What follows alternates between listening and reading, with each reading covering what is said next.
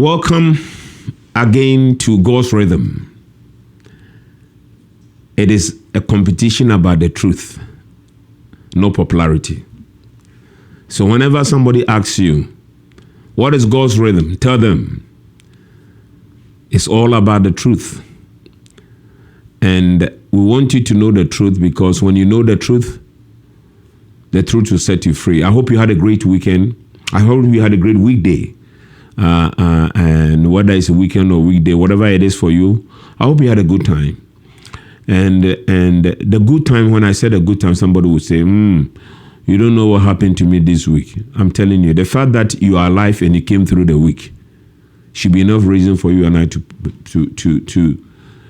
be grateful to God for keeping us, So as we always do, we always want to start with God, because it's in God that we find the truth.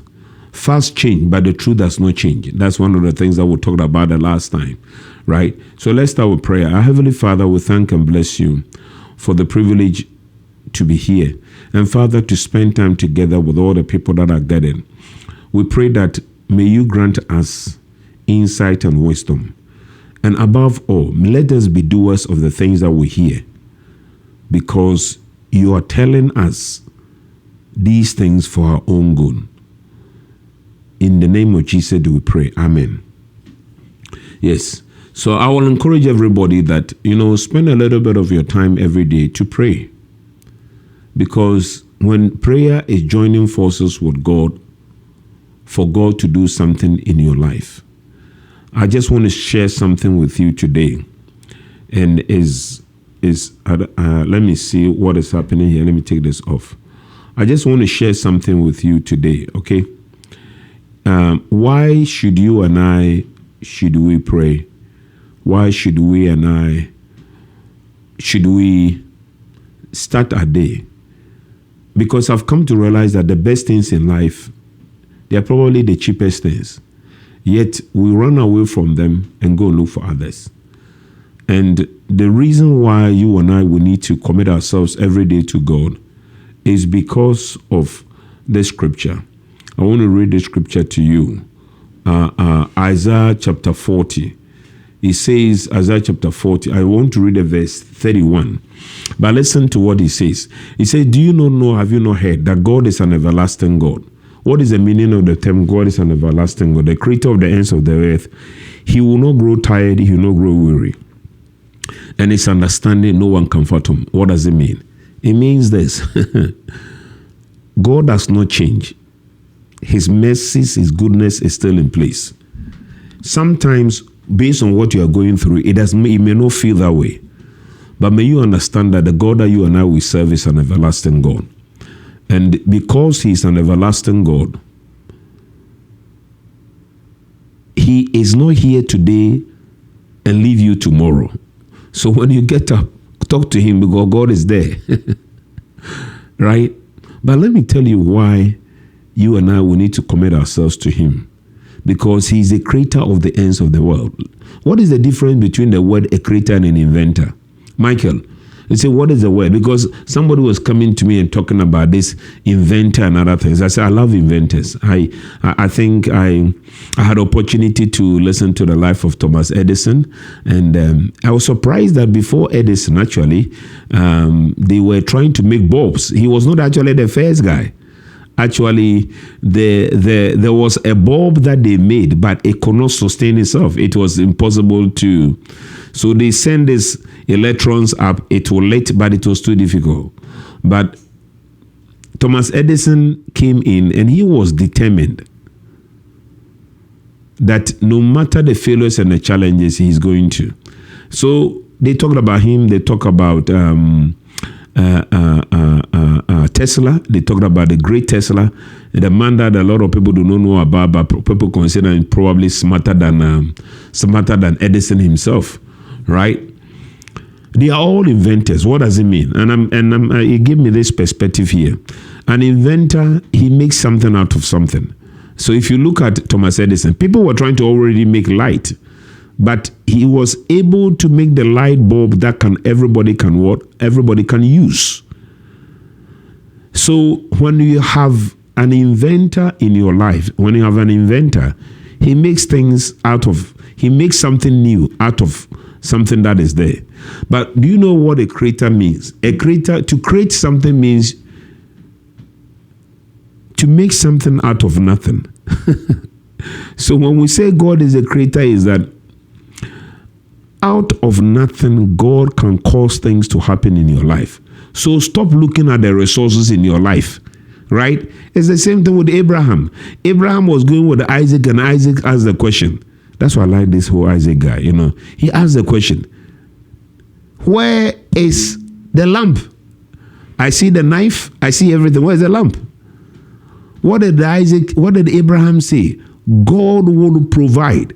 I want somebody to understand this. God will provide. Why would God provide? Because God is a creator of the ends of the earth. There is a miracle coming your way. There is a breakthrough that is coming your way. And instead of you giving up, you can give up if you are looking for an inventor. But if you are looking to God, God is a creator and he can make it happen. What happened? Isaac and Abraham went. And for all of us, especially, people in Michael's era, these are guys, they want these because they came to see microwave. I came in the era where you need to go to the bush, get the firewood, bring the firewood home, find a stone and the matches to put it together, get the fire to come up. Before the food comes to you, 5 processes. These young people these days, they just get a thing, they put in the microwave, one press, boom, it's done, right? So, somebody is saying, if God is going to answer me, he should have been answering me by now. The question is this. Because God is a creator, he does not need to be in a hurry. You and I may be in a hurry, but God is not in a hurry. The reason why you can believe him is because he's a creator of the ends of the world. Let me tell you this. A lot of people don't understand, but let me explain this. The concept of the creator of the ends of the world is this. Wherever the thing is, God can bring it to you. So the fact that you don't see it around you doesn't mean God cannot do it. God can do this.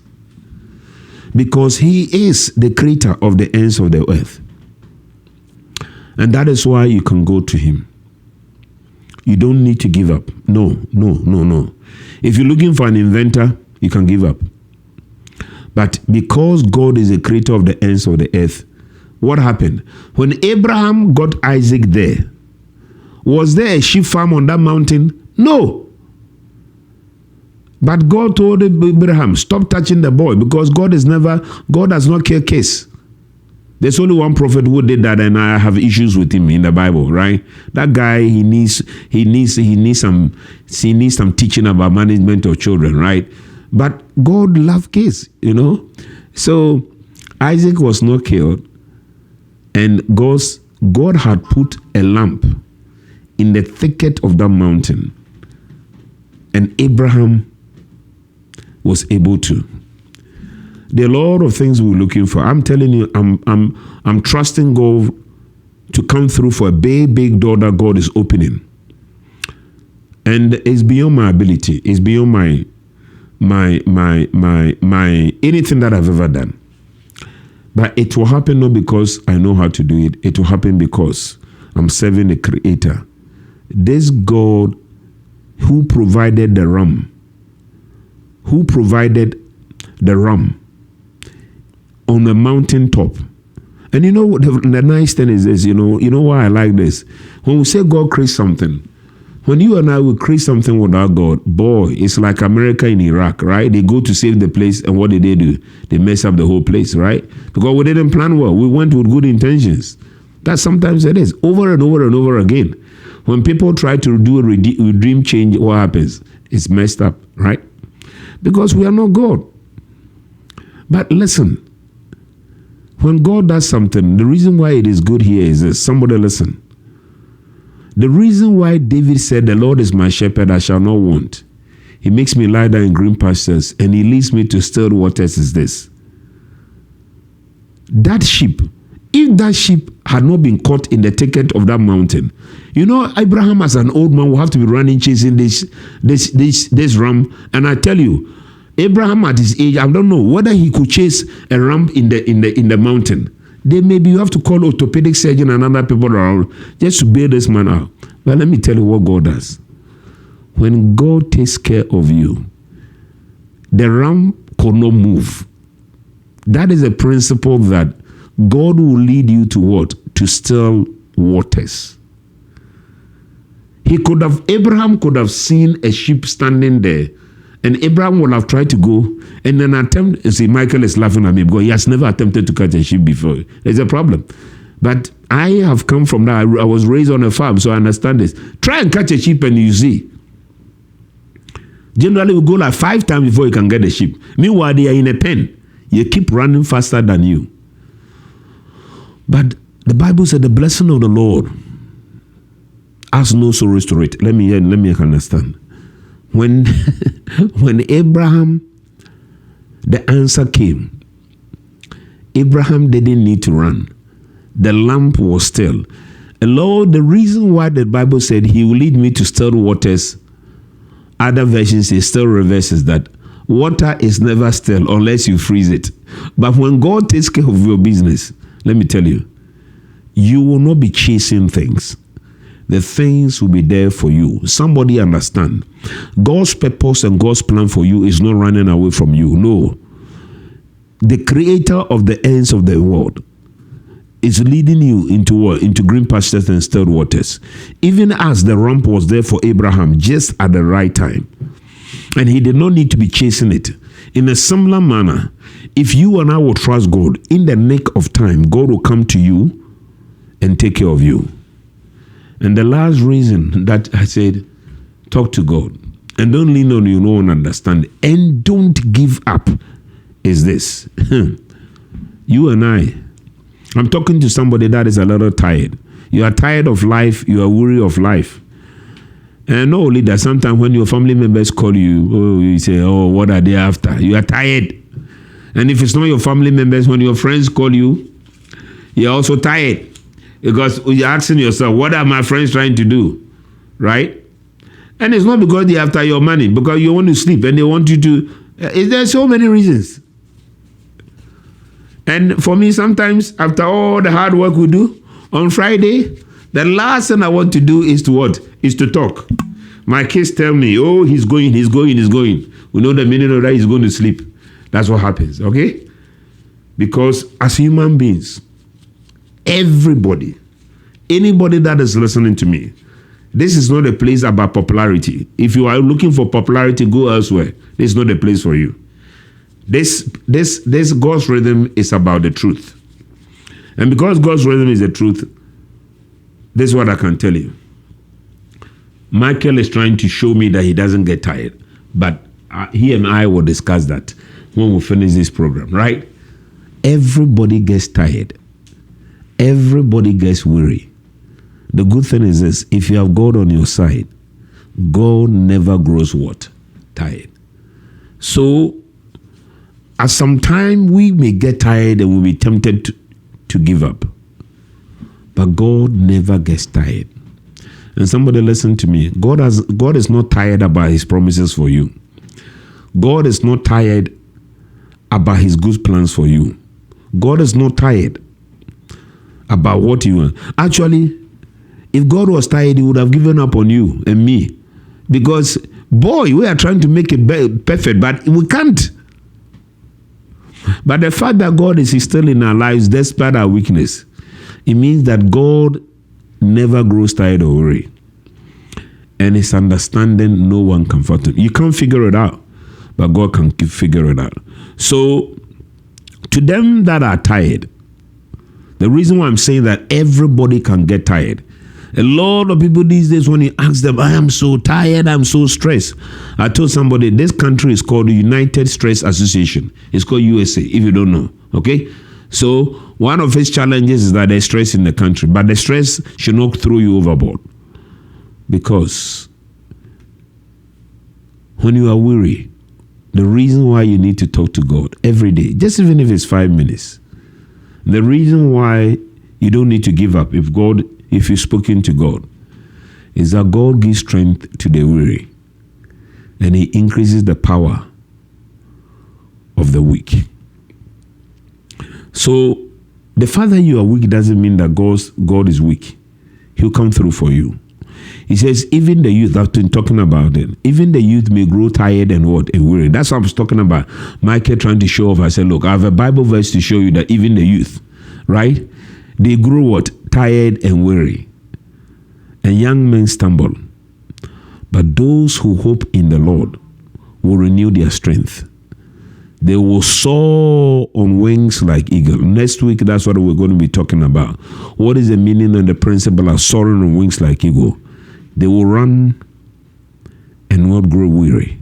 You remember that he said that everybody grows weary. You remember that he said that everybody gets tired. But when you wait on God, you no longer run on horsepower, but you run on God's power. And for that reason, when you run, you will not grow weary. And when you walk, you will not faint. God bless you. Hold on, and we'll come back again. Thank you very much for joining me again. This is Dr. and Pastor Isaac Opoku-Asare. We want to continue God's rhythm, which is about the truth. It's a truth competition and not popularity competition, because we have been called to be true, not to be popular. So that is why you are here. I know you are listening to me because you want the truth and not necessarily because you want that. So I want to continue our series here that we had the last time, where we talked about venous insufficiency, and we talked about we want to talk about, our topic is actually what happened to the president. Michael, do you remember it? I hope that you remember this. Okay. You can't be forgetting things at this age. Be careful about this country. If you keep on forgetting things, it may be an issue. Okay. So, what is happening to the president? Okay. So, we all heard that the president got up one day and he realized that his legs are swollen. So, he went to his doctors, right? And we said that why was his leg swollen? I have a fair idea why his leg got swollen, right? Because a lot of patients, right, have been experiencing this of late, because we went through a time, at least within the Northeast area, that we experienced heat that we've never experienced. I mean, for a very long time. Temperatures were sustained at very high temperatures. And in those environments, the veins, we talked about the veins. I don't know what, Michael, this is a continuation, but we said that venous insufficiency is not just a varicose vein problem, but it's because the veins in your legs, they dilate. And when they dilate, the blood flows, right?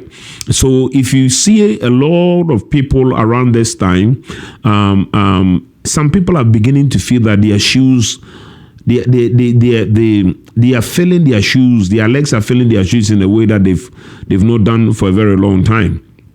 And it's all because the valves in the vein, they are leaking. And because the valves in the vein, they are leaking, in a very hot environment, when the valves leak, instead of the blood going to the head, the blood goes down.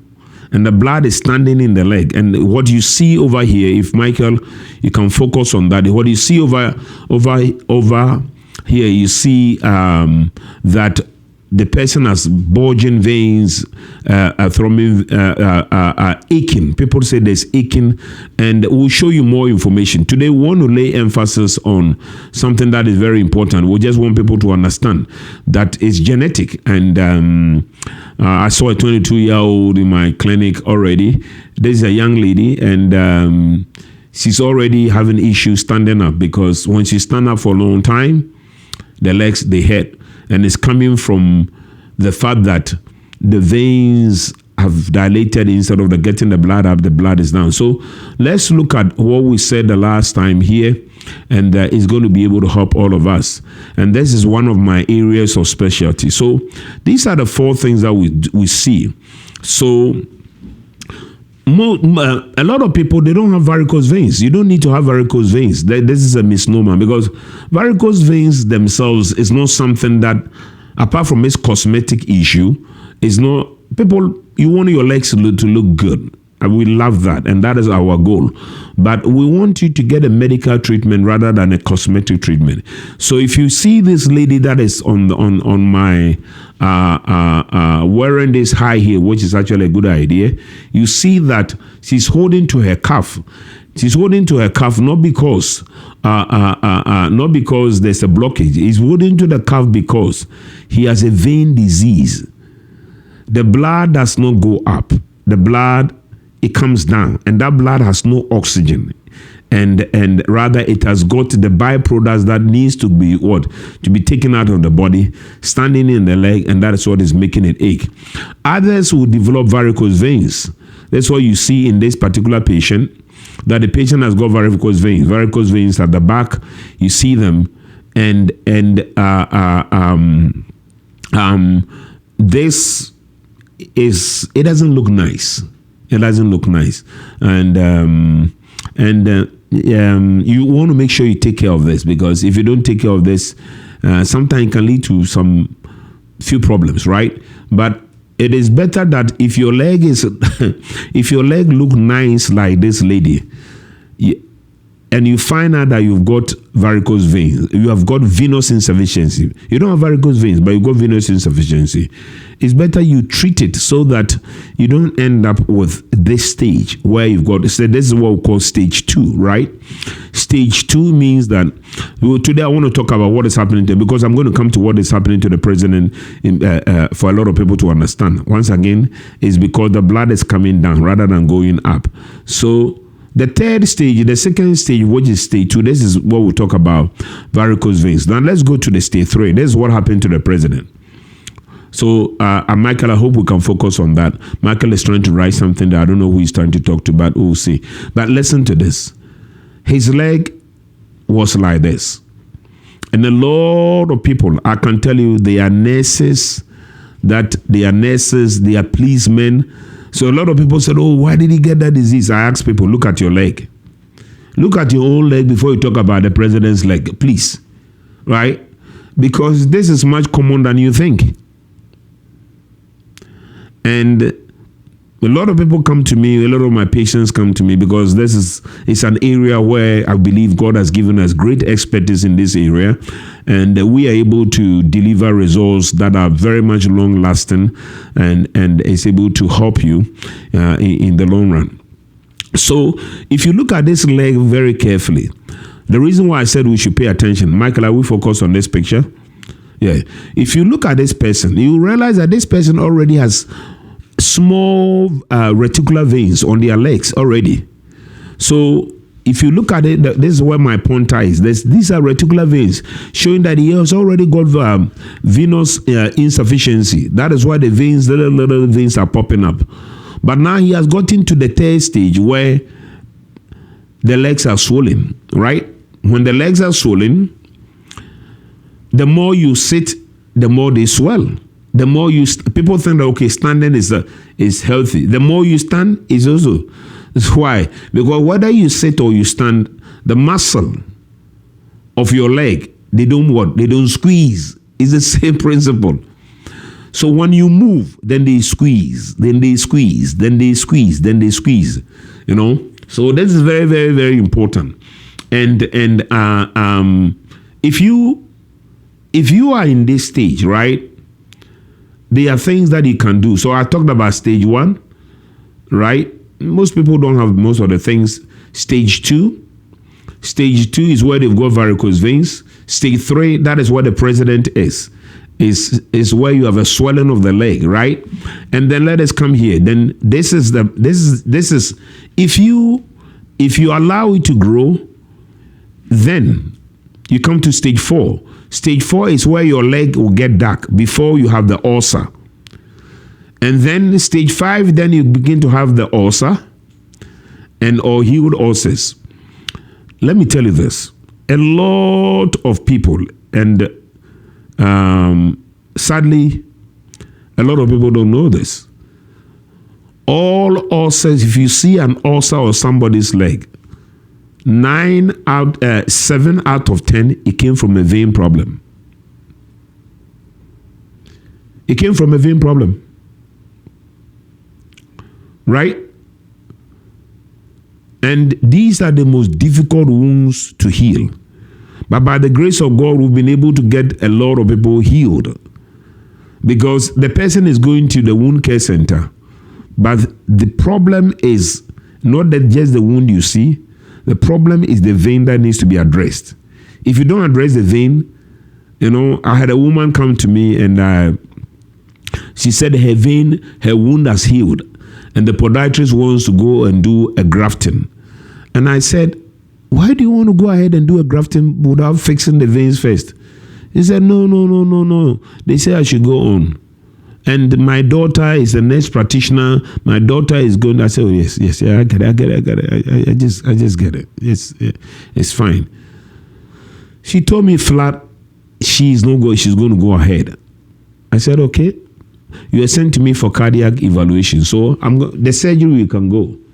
But as sure as day follows now, I told her this. If the graft does not fail, give me a different name. Exactly 6 months, this woman came back to me and said, the wound has come back. I said, of course. What do you think? Because the wound will surely come back, because the underlying cause of the wound is still what? She was in so much shock. And I said, you don't need to be in shock. Because if you take care of the vein first, the wound will heal. And it will heal and you're going to do well. But you got to be able to take care of it and make it heal. So you go through discoloration and you go through a nose. I know it's not a nice picture, so Michael doesn't want to look at it too much. But it's very important that you don't wait too long, too late, before you take action concerning it. So let us go to this. So let me show you some few pictures that I found online. And just to let you know, there are certain things that you see online. All these things that you see online, they come from veins. A little late in the game, right? These are all signs of vein disease. At a very early stage, there's a lot you can do about it.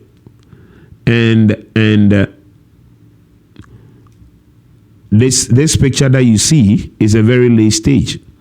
And this is why you want to make sure that as much as you can, you see the leg is getting a little, the leg is getting that way, and you don't want such a situation, You find another one like this, another one like this.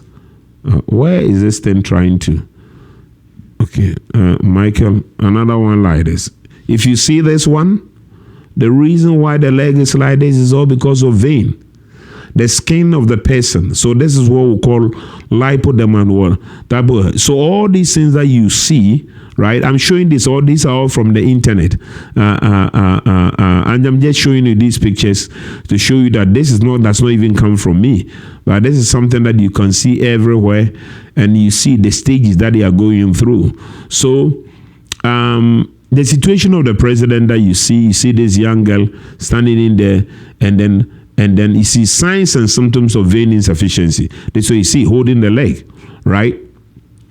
And this is what you see. So I believe that most people that are listening to us, Michael, they don't have that stage. So it's a good thing. Care for yourself, okay? But look at your feet right now, and don't talk too much about the president till you take care also of yourself first, right? And then we are here to help you. So how do we manage this? The first thing is this. Exercise. You will think that I'm going to tell you to buy what? To buy the vitamin. There is a patient asked me, is there any vitamin that can help? I said, there is no vitamin. The vitamin is called exercise. When you exercise, you squeeze the blood to go to the brain. So exercise is a very, very, very powerful thing for you and I to do. Why do we say that? Because if you look at our diagram, the overview, the first thing that they say here is what? Exercise. They talk about dieting, but I'm really not sure what that dieting will do. But if the dieting here means dietair, which is change of lifestyle, where you start exercising, you eat less salt, then at the end of the day, it's going to help you. But exercise. Somebody asked me the question, how long are you supposed to exercise? I told the person it's less than 1% of your day. He said, wow. I said, yes. He said, how? I said, you're supposed to exercise 2.5 hours out of a week. Okay, Michael, let's do the math. How many hours do we have in a day? 24 hours. Listen to what Michael is saying. How many days do we have in a month? In a week. So 7 times 24, how much is that? 168. So now, divide 2.5 by 168 and give me an answer here. 1.5%. Huh? 1.5%. No, it cannot be 1.5%. 1.5 what? 1.5%. Let's say, so Michael says, out of the 168, you're supposed to exercise 2.5, right? Okay. So if it's 2.5, it's 1.5, right? Okay. So I said less than 1%. Let's say 1.5. 1.5. And if you look at the time that people spend in watching TV, boy, they said the average American watches TV 150 hours a month. That is the average. Boy. So every week, how many hours do people watch? Michael, do the math. 150 divided by 4. They say it's watching TV, the TikTok, and all the social media put together. So just divide 150 by 7. By 7 or by 4? No, because they are talking by 4. Do it by 4. So 37.5. So people spend 37.5 hours a week watching what? TV or social media. And you are expected to spend 2.5 hours per week to exercise. So what's going on now? You cannot blame God if you are listening to this program and you are not exercising. Okay? In the first part, I talked about what I went through with my belly and my goal to get a 6-pack. Okay? You need to, I'm sure you need to go back and listen to it. But the point that we're making here is start small. One of my patients is actually a kickboxer trainer, and he started giving me advice. So this is something that he taught me I want to share with you. And actually I realized, that's what the literature says. He says, no, don't do too much. He's trying to help me to get this 6-pack, right? Michael is laughing at me because one of my staff members told me it's going to take some years. I really want to make sure I prove them wrong. That try to bring this one in at least instead of 5 years, if I can do it 2 years, that will not be bad, right? But I mean, the way that staff member told me that, Doc, don't worry, it may take some years, right? I mean, I don't know what I should be discouraging or encouraging. It's bilateral. Let me take it that way. But he showed me this principle that instead of waiting to do exercise like one time, do it in small pieces.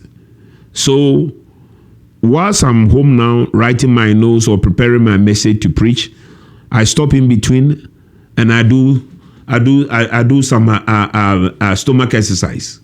I do about 10 of them, right? I've got a bench in my basement now. I make sure it's close to me. I go and lie on it and then press the stomach like 5 or 10. And then I do the leg raises and I do others. And then I realize that I do 5 minutes, 5 minutes, 5 minutes, 5 minutes, 10 minutes, 10 minutes. And at the end of the day, I'm doing roughly around 35 to 40 minutes of something real. It's not somebody say, okay, I walk a lot at work. The walking to the cafeteria, you go and then get 1,000 calories and then come back slowly doesn't work. So if you are at work and you want to practice what he's talking about. We are talking about intermittent what? We talk about intermittent fasting. When the guy finished talking to me, I realized that I'm going to do intermittent fasting and intermittent exercise. So now there's something called intermittent. You do the exercise what? Intermittently. So if you are somebody who works in a hospital, if you work in a place, and you have 5 or 10 minutes in your hour, in your time, go down don't go up the elevator. Go up 3 or 4 buildings up and come down, right? And generally, I can go from the first floor to the 5th floor without too much problem. But now in the hospital that I work, they've added an 8th floor. When I get to the 8th floor, I'm usually looking for where the 911 is because I'm almost there to about calling them. That's how much tired I am. But I still do it.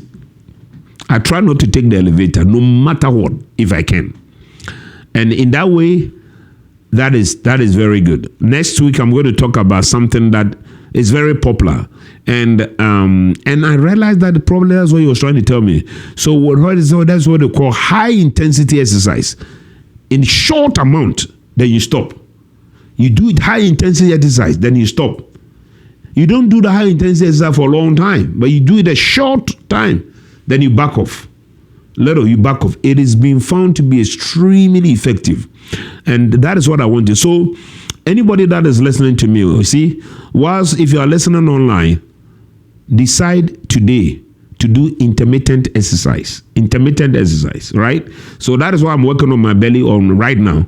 That's part of it. When you see me, don't look at my belly, please, because I'm working on it. And don't judge me about it, because it's a journey. That's what the guy told me. And if you work on it, it is going to make you better. Today I came to the place and Michael said, it looks like it may not take some years. It looks like I'm seeing some progress. So, I'm going to tell the staff member that I'm making progress. So listen to me. Do intermittent what? Exercise. Whenever you have a lot of time, go and exercise. Don't wait and say, oh, I want to go home and I will exercise. Our lives is so much occupied that if you want to wait, that's what I think that was my biggest problem. I say I'm going to do it at the end of the day. I go home. My wife gives me this bowl of salad. Michael, did you bring the bowl? Michael did not bring the bowl again, guys. Right? Next week, we need to get a bowl here. So he brings this bowl of salad, and boy, she makes sure that the bowl of salad is full. And I generally have to take it to the corner of the dining table because it doesn't take me 2 minutes to eat that bowl of kale. Try it and see. Oh, you understand what I'm talking about. She heats them to about 7 minutes, and it's on my assignment. My staff told me, why don't you eat when we get food? I said, if I eat, who's going to eat the kale that somebody has prepared for me at home? Are you going to eat it with me, or are you going to help me? And if I don't eat it, I'll get some questions. Who has been feeding you? A whole lot of problems, right? So I make it simple. If it's the afternoon getting too late, I don't eat. So that I can go and handle my kale. And when I do a good job, she gives me sometimes a little bit of good fish to as a reward. So I get this reward system based on my ability to finish off this kale. So I said, Michael, did you try the kale some time ago? And okay, Michael said no. I guess you have to try it and see. But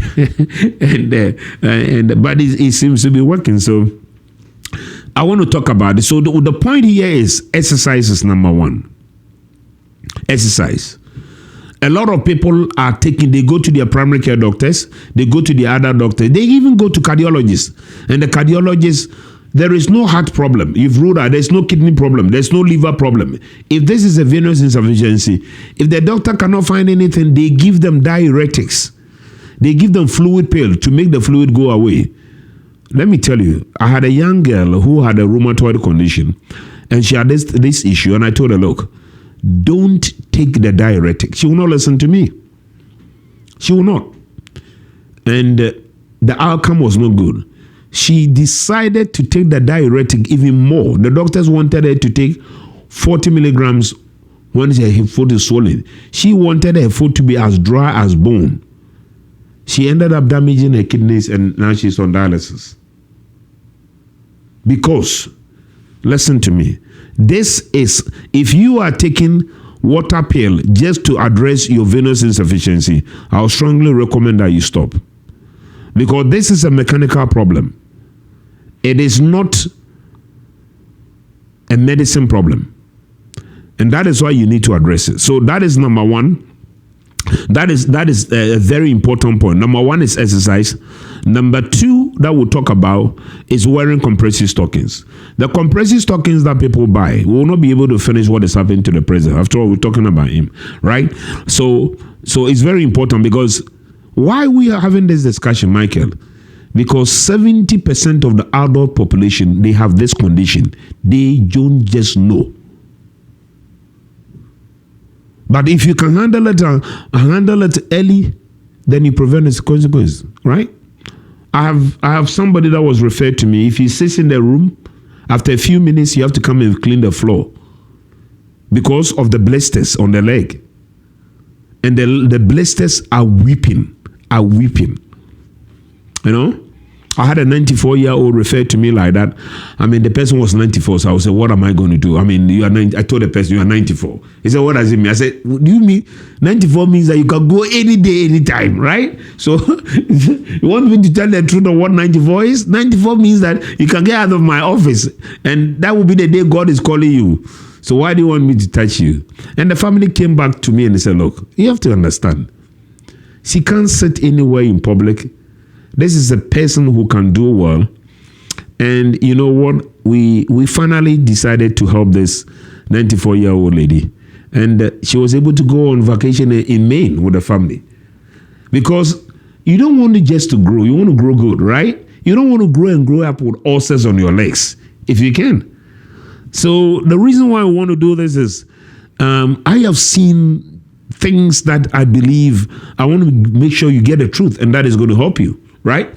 So exercise, I cannot overemphasize this. People ask me, what is one of your greatest wishes in life? I said, apart from God and family, if you take these two things away, I can tell you this. Even with the family, I can tell you this. If God could put a treadmill into water so that I can drink it every day, instead of going to exercise, I would have been so happy. But it doesn't happen. Right? I had to get on a treadmill this morning. I did an incline of 9 for 15 minutes. 15 minutes, but an incline of 9. And I think it's enough. And because my physical advisor is trying to tell me, don't push it too much. And boy, an incline of 9 for 15 minutes, it's not easy. By the time you finish, boy. Because if you don't do any incline, you can go all the way. And an incline of 12 for 20 minutes, that can challenge you. It teaches me one thing, endurance. And I push and I push and I push and I push and I push because of my project. My project is, so what is your project this year? Mine is 6-pack. What is yours? That's the question you need to ask yourself. You should have a target. My target is 6-pack. So what is your project? So today we're talking about intermittent what? Exercise. We want to do intermittent fasting, but I now understand why people do intermittent fasting. They still don't do well because they don't combine with intermittent fasting. Combine with intermittent fasting. Then the third principle here is compressive stockings. You don't want to go out there and buy compressive stockings. Because people buy compressive stockings. Michael likes, I know the colors Michael likes, and he's trying not to me to tell everybody, okay? But people buy compressive stockings based on the color that they like. It doesn't work that way. Compressive stockings should be prescribed by a vascular specialist. I want to repeat this. And the way we do compressive stock, we do it is that we'll do an ultrasound of the leg. Once we do an ultrasound of the leg, see your level of severity, combine it with your symptoms, then we'll recommend compressive stockings for you. And we'll recommend that you wear the compressive stockings, especially when the weather is hot. It's quite interesting, I'm going to tell you that. Wearing compressive stockings during the hot weather, it is challenging, to say the least. But listen to me. The veins dilate when it's hot. and they shrink when it's cold. So the time that you will need a compressive stocking is the time that you will enjoy wearing it. But that is the time you will need it. This is the problem. So that is why when we get into the hot summers, nobody wants to wear compressive stocking. But this is what I can tell you. That is the time you need it most. Because in winter, the veins will shrink. But people tell me, oh, I love to wear it in winter. I ask them why. It keeps my leg warm. I say, my God, let the leg be cold. That will help you better. That will help you better. Because that will shrink it. But it's a warm. So I want to tell you, to encourage you. If you are listening to me and your legs are swollen, that your doctors have checked that it's not a heart problem, it's not a kidney problem, it's not a liver problem, and it's pure venous insufficiency, wear the compressor. Even people that have got their veins treated will still recommend to you, because we know there are people who have. I'm going to talk about the other approaches next time. Even people who have had their veins removed, if they subject themselves to the conditions that bring venous insufficiency, you will form new veins, and you can force the ones that have been closed to open. This is what we know, because you have a ton of veins, good veins in your legs. So far as you keep on pressing and not doing the things that you need to do, even when they close it, especially when they close it with most of the ones that the efficacy is somewhere around 60%, it will open them. So we went through a long time of very high temperatures, and it made a lot of people's veins dilate. And I believe that is what happened. So I'm talking about three things today. Number one, exercise. Number two, compressive stockings. And the third one is, if you do these things, one of the things that we can encourage, you don't need to wear the compressive stockings whilst you're sleeping. What you need to do is you wear them during the day. Especially if you're going to sit down for more than 2 hours. Michael, have I sat down for 2 hours? No, okay. Michael said no, because I was going to go out there and exercise, right? Okay. So that is what we want to talk about. So if you're going to sit down for more than 2 hours, we want you to move around a little bit. And then wear your compressive stockings, prescribed by a vascular specialist, and not just because some people, they love red, they want to buy red compressive stockings. People like purple. And there are certain people, somebody came to me, he said, oh, this compressive is very good. I asked why. I said, there's EKG written on it. The EKG written on the compressive stockings has nothing to do with the efficacy of the compressive stockings, because the compressive stockings, it comes with a level of pressure, and sometimes when we see, you will recommend 30 to 40, others will recommend 20 to 30, and others will recommend 15, right? Because people with severe peripheral vascular disease have worn compressive stockings at a rate of 20 to 30, and that ended up making the people lose their toes. So there's a lot of complexities here that you need to. So the person ended up getting compressive stockings that he shouldn't. Because if you have a blockage in the artery, you want to bring the blood down first before you address the vein issue. Because if there's no blood coming down, you don't want to shut off the letter that is coming in. So that's what happened to this person. This person was referred to me. He came in with the toes were almost like blue. And I said, take the compressive stocking off, go home. Raise your legs. Come back and let's talk. He came back. It was almost a different story, because you need the experts to look at it to prescribe it. So in the case of the president, all that he may need to do, and I hope he's listening right now, that all my daddy is that he has to start wearing compressive stockings. It's simple. You control it. He's already at stage 3. He start wearing compressive stockings, and then you don't want to sleep with a compressive stockings. So the other thing that we'll talk about is, I always encourage people to get what we call the body pillow. Body pillow. But the body pillow is a 6-foot pillow. It's not your pillow that you sleep with your head on. No, please, I'm sorry. It's not one of that. Okay, it's a 6-foot pillow. You can get it in Macy's, Walmart, and everywhere. I've told a lot of my patients, you get 2 of them. You put that at the foot of your bed and you sleep with them. And when you do that, You get up in the morning, your legs will be so small, you'll be surprised. But this is what we say dieta, change of lifestyle. If the legs are so swollen and you want to control it at that time, we recommend that you take your shower in the evening, so that when you get up, before you pray, and when you get up, the first thing you want to do is wear the compressive stocking. Some people, let me tell you what they do. They go brush their teeth, they call their ankle, and after that they go to TikTok, and after TikTok they wear the compressive stocking. Let me just tell you this: by the time you finish brushing your teeth, the thing, your legs would have been swollen. That is a problem. Over the last 3 or 4 months, I've made certain patients do it, and they came back and they were shocked. So today we will end with these treatment approaches. Number 1 is exercise. Today we'll talk about intermittent exercise. And the second thing that we also talked about is also wearing compressive stockings if you have venous insufficiency, and also do leg elevation. We'll continue and finish with our third part of what happened to the President of the United States, where we're talking about invasive approaches for people who have refractory. That means that if the leg swelling is getting worse, no matter what you do, or if your skin is already getting dark and your symptoms are intolerable, if these things are happening to you, there are excellent approaches that we can do with 99 to 95% efficacy to be able to help you. I hope you've learned something today, because this place is about the truth, and you're going to invite more people. Send it out to your family and friends, and let them all join us at our next episode, because it's all about the truth and not about popularity. God bless you.